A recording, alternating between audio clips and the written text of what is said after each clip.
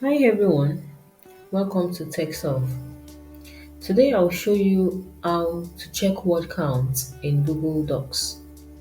Open up your Google Docs in your web browser. Now to check word counts, you select the text you want to check the count for.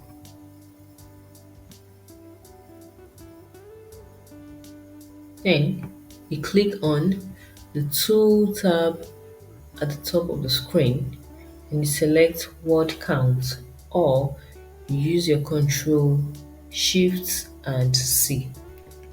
Once that is been selected, a dialog box will appear. You can see the numbers of pages, the word counts of the selected text, the characters, and others. Check this box to display word counts while typing.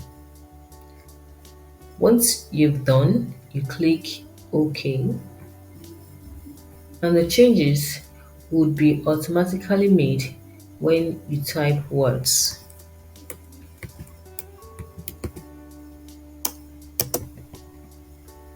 As you can see below here.